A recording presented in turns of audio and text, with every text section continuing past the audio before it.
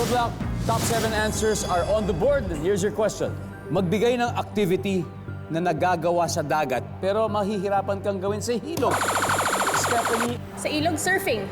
surfing. Walang wave sa ilog. Nandyan ba ang surfing?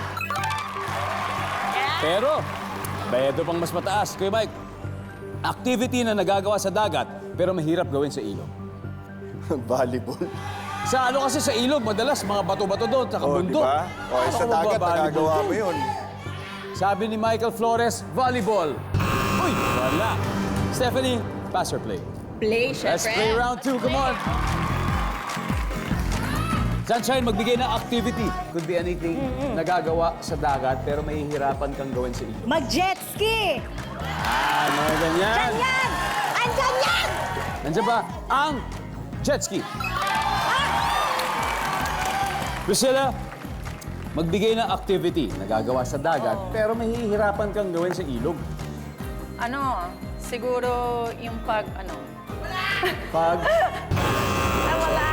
Karel, activity na nagagawa sa dagat pero mahihirapan kang gawin sa ilog.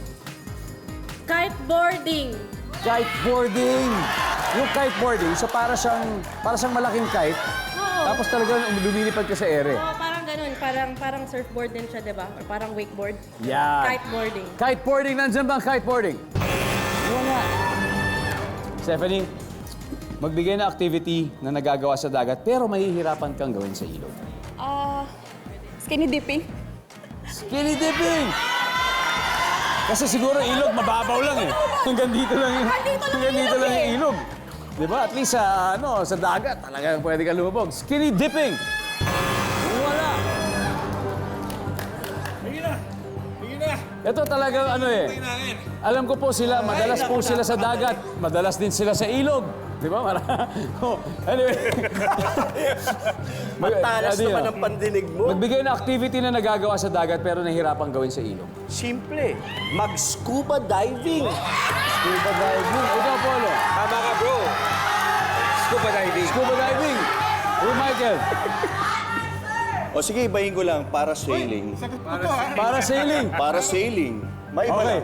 Kaya Bob, isa lang. Magbigay na activity na nagagawa sa dagat pero mahihirapan kang gawin sa ilog. Ano kaya to? Siyempre, deep sea diving talaga to. Deep sea diving. Deep sea diving. Deep sea diving. Sabi ko na deep sea diving. Nandiyan kaya yan?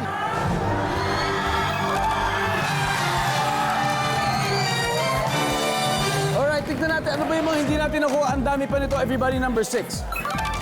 Snorkeling. Number 5. Ito, mga isda. Number 4. Banana boat. And finally, number 3. Mamangka. Nako. The Hot Dads are on a hot streak kasi winner na naman sila sa round 2. They now have 113 points.